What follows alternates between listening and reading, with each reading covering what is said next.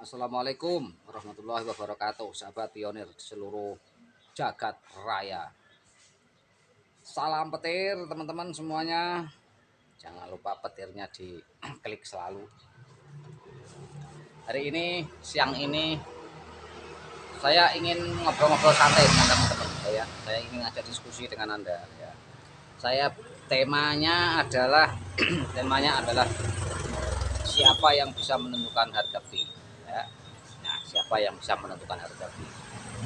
Nah, coba untuk teman-teman siapa yang bisa menentukan harga pi, coba komentar di bawah ya. Tulis di komentar di bawah dan berikan alasannya, guys ya. Biar nanti jadi edukasi untuk teman-teman yang lain supaya tidak selalu gagal paham begitu, guys ya. Ini sih hanya sebuah diskusi ya. Ini diskusi di luar tim inti. Jadi kita tidak tahu, kita tidak tahu pasti. Tapi kita berdasarkan roadmap, kita hanya membaca berdasarkan roadmap, kita bisa jadikan bahan diskusi teman-teman. Itu ya. Oke teman-teman, jadi begini. Kalau menurut saya pribadi ya, P ini itu kan karakternya beda dengan Bitcoin, dengan Ethereum, dengan LTH, dengan dan lain-lain sebagainya ya. P ini memiliki karakter yang sangat-sangat berbeda. Mulai kemunculannya, prosesnya, semuanya itu beda dengan yang lain. Kalau koin-koin micin yang lain itu kan dia yang penting mainnet dulu, kemudian baru cari pasar dan lain sebagainya, harga dibentuk di sana, kemudian listing, kemudian harga dibentuk di sana gitu kan. Kalau menurut saya itu nggak jelas, itu konvensional, masuk itu cara lama itu teman-teman, itu cara lama. Sedangkan pi ini cara betul-betul cara baru gitu. Pi itu disiapkan, memang betul-betul disiapkan untuk membangun sebuah ekosistem dunia global yang memang eh, apa namanya ditujukan untuk memberikan kemudahan ya. Kalau bisa itu memindahkan kalau menurut saya itu lebih ekstrimnya itu memindahkan roda ekonomi yang ada di dunia nyata ke roda ekonomi yang ada di dunia digital teman-teman, dan mencoba menembus batas tanpa ruang, tanpa batas kalau di. Jadi gini teman-teman ya, kalau kita lihat ini kan di roadmapnya ya, kalau kita bicara dengan roadmapnya P itu kan harga kan berdasarkan konsensus. Cuma persoalannya ketika konsensus yang seperti apa yang akan memberikan harga. Konsensus seperti apa bisa memberikan harga pada P. Perlu digarisbawahi teman-teman ya, kalau teman-teman itu berharap, kalau saudara-saudara itu berharap muncul di layar beranda P teman-teman Anda itu nanti harga P satu sekian, $1 sekian ribu dolar, sepertinya itu kecil kemungkinannya teman-teman. Kenapa ya, kembali lagi kepada karena dasarnya itu konsensus pembentukan harganya. Konsensus itu kan kesepakatan ya antara saya dan Anda, antara Anda dengan yang lain kan begitu. Nah, dengan begitu itu harapannya harga pi ini terbentuk secara natural gitu loh teman-teman. Secara natural yang pertama ya, yang natural harga pi terbentuk secara natural. Yang kedua, pi ini nanti peredarannya tidak liar teman-teman, tidak liar. Walaupun ini sekarang ini banyak misalkan yang sudah mainnet ya teman-teman ya, saya sendiri sudah masuk di balance mainnet saya, tapi ini nggak liar. Kenapa nggak liar? Ada lock up dan lain sebagainya kan. Kemudian harga, karena nggak ada harga yang booming ya, harga yang tinggi fantastis gitu, misalkan satu itu $1.000, kemudian nggak ada yang listing di Indodax atau di Binance juga. Akhirnya kan teman-teman bingung kan, mau jual kemana, bagaimana cara menjadikan duit kan begitu. Karena sementara sebagian besar karakter teman-teman kita di Indonesia itu pengen cepet-cepetan ini jadi duit, kalau bisa itu langsung masuk mainnet kemudian dijual di Indodax gitu kan, bisa jadi miliarder seketika gitu. Dan itu sepertinya jauh teman-teman, nggak bisa seperti itu teman-teman. Oke ya, gini, karena basicnya Pi ini adalah konsensus dan ekologi ya, ekosistemnya. Jadi Pi ini mau menghidupkan ekosistem ekonomi baru teman-teman, ekonomi masa depan yang sifatnya baru. Nah, maka dari itu sebelum Pi ini di mainnet, ekosistem itu harus jadi dulu teman-teman. Nanti ekosistemnya harus jadi, karena ekosistemnya ini adalah sebagai wadah nanti ya. Beda dengan kelahiran Bitcoin. Kalau Bitcoin itu kan lahir dulu, cari pemakai, kemudian cari tempat transaksi kan begitu. Dan sampai sekarang nggak ada secara resmi yang menerima Bitcoin kan gitu. Artinya eh, bisa digunakan banyak orang itu loh, bisa di sembarang tempat itu nggak bisa gitu. Karena itu tadi kesalahannya itu, karena nggak ada ekosistem yang kuat yang mendukung dia, yang mendukung ekologi dia gitu ya. Terus tiba-tiba dia menjadikan sebuah alat gitu loh. Itu hanya sukarela saja dari masing-masing orang per orang untuk Bitcoin ya, untuk ditransaksikan gitu loh. Misalnya kalau saya misalkan punya toko gitu, saya punya toko komputer misalkan, kemudian saya menerima pembayaran via Bitcoin, nah kemudian seperti itu saja, nggak ada ekologi yang pastinya, nggak ada. Jadi wajar kalau sekarang saat-saat ini begitu Pi mau launching ya, mau mainnet, Bitcoin kan remuk ini teman-teman ya. Seluruh mata uang kripto, micin-micin itu ya, apalagi yang baru-baru itu.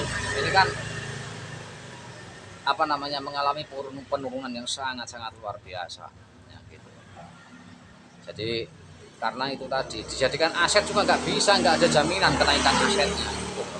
Beda dengan emas gitu loh. Kalau emas kan jelas setiap tahun pasti naik harganya gitu.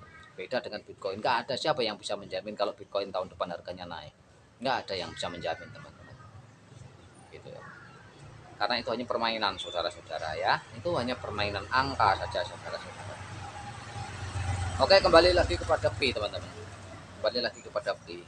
Karena Pi sifat pembentukan harganya itu konsensus, kemudian ekosistemnya sudah terbentuk. Nah, ini nanti yang menentukan harga, seberapa besar harga Pi. Satu Pi itu dihargai berapa? Bisa saja seribu rupiah gitu. Bisa saja 10.000 rupiah. Bisa saja itu nanti dihargai 1 miliar. Bisa. Apakah bisa 1 miliar? Bisa, sangat bisa teman-teman. Kenapa tidak? Apakah bisa 1 triliun satu bisa? Apakah bisa tidak berguna? Bisa sangat. Itu teman-teman. Nah, itu apa faktornya? Faktornya adalah ekosistem. Faktornya adalah ekosistem, ekologi. Wabil khusus di saat ini adalah semacam P Market ID, P Chain Mall, P Barter Mall, dan lain sebagainya. Itu nanti yang akan membentuk harga. Dan bukan mereka sebenarnya sih, tapi apa ya, pedagang-pedagang yang masuk bergabung di sana teman-teman. Jadi ilustrasinya kan begitu, ada jual barang di situ dengan harga, misalkan Anda jual rumah ya, atau sudahlah Anda usah rumah lah, Anda jual laptop yang harga kalau dirupiahkan itu misalkan harga 25 juta misalkan. Kemudian Anda jual di sana di market ID misalnya itu hanya dengan 1 P. Nah, disitulah Anda yang membentuk harga teman-teman. Pasti laku itu ya, gitu kan. Nah, di situ. Nah, kemudian apa namanya? Lah terus kalau sudah dijual apa namanya, dapat P itu 25 juta, seharga satu laptop itu tadi seharga 25 juta. Ini kan jelas ketika Anda sudah menjual itu nggak mungkin Anda akan menjual P itu di bawah harga 25 juta itu, teman-teman. Ya toh. Secara naluri nggak mungkin gitu. Jadi pasti akan naik naik naik naik naik naik. Nah, itu seperti itu. Makanya Uncle Nicholas itu kan sudah pernah bilang Pi ini akan jadi langka dan Pi ini akan harganya sangat mahal teman-teman. Itu masuk akal saudara-saudara. Jadi sebenarnya sederhana sih pembentukan ekologi Pi itu, sebenarnya sederhana. Kalau kita kita sadar kemudian kita mau ikut andil berjual beli di situ ya, di marketplace yang sudah tersediakan itu, dan ekologi yang lain, misalnya Anda umroh misalkan kan bisa pakai itu kan, jalan-jalan ke luar negeri kan juga pakai di tubuh kan bisa kan, nah, seperti itu. Jadi tinggal Anda nanti. Jadi orang-orang ini masing-masing ini harganya nanti beda-beda, teman-teman. Ketika nanti saya misalkan saya ingin membeli handphone di Market ID misalkan. Ada handphone di situ satu misalkan Samsung sekian gitu. Harga rupiahnya misalkan 5 juta. Kemudian dia jual dengan harga 3P misalkan. Saya di harga 3P. Berarti kan 1P nggak ada 1 juta, agak ada 2 juta. Nah, sementara ada orang lain yang ketika membeli mobil misalkan harganya bisa 1P itu 25 juta. Jadi artinya ini nanti harganya itu tidak bisa tidak bisa seragam teman-teman. Jadi tergantung nasib masing-masing ya, tergantung kebutuhan masing-masing. Nah, kuncinya teman-teman, kalau mau Pi ini naik tinggi harganya, kuncinya silakan teman-teman itu ikut berjualan di market ID, kemudian pasang harga tinggi untuk Pi. Nah, contohnya pasang harga tinggi itu seperti ini, misalkan Anda jual handphone seharga 10 juta, cukup Anda kasih 0,5 pi. Nah, seperti itu maka harga pi akan tinggi, teman-teman. Ya. Nah, kalau sudah seperti itu juga nanti akan mempengaruhi yang lain pasti itu. Yang lain pasti akan terpengaruh. Kalau terpengaruh seperti itu, kalau ada yang harga jualnya misalkan Anda jual 0,5 kemudian ada yang lain jual 5 pi, kan tidak laku dia nanti kan. Mau tidak mau dia akhirnya ikut Anda, teman-teman. Nah, sementara dia lihat prospeknya ke depan seperti ini, masa depan pi ya luar biasa. Oke, seperti itu ya. Jadi kesimpulannya yang menentukan harga itu bukan Om Nikolas, bukan saya, bukan Anda, bukan kita. Monggo Pak. Tapi itu nanti adalah ekosistem. Jadi silakan Anda terjun, terlibat untuk di ekosistemnya ya. Anda berjualan di sana, ada pasang harga yang apa namanya, gunakan pi, harga pi itu yang setinggi sekecil-kecilnya.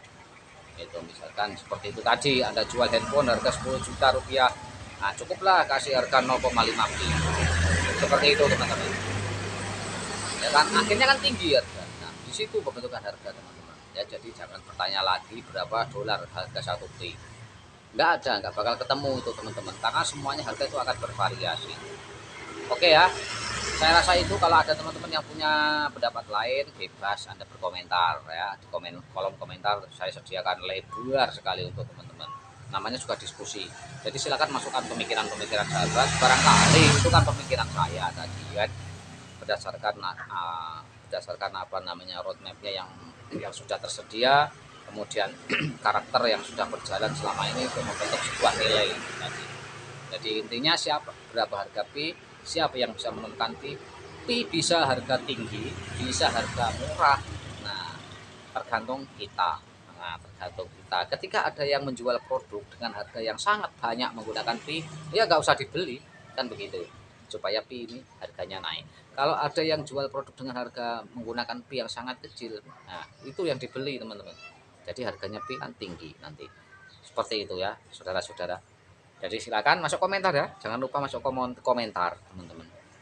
Ini pendapat saya, bisa saja salah, bisa saja benar. Tapi kalau saya lihat-lihat sih kayaknya ada benarnya teman-teman. Oke, kurang lebihnya mohon maaf saudara-saudara. Sampai ketemu di lain kesempatan. Salam petir, jangan lupa mumpung masih ada kesempatan untuk menambang ya, menambanglah. Nah, jangan sia-siakan kesempatan ini teman-teman, karena nggak ada kesempatan datang kedua kali. Oke, salam petir semuanya, jeder jeder jeder geluduk biar. Assalamualaikum warahmatullahi wabarakatuh.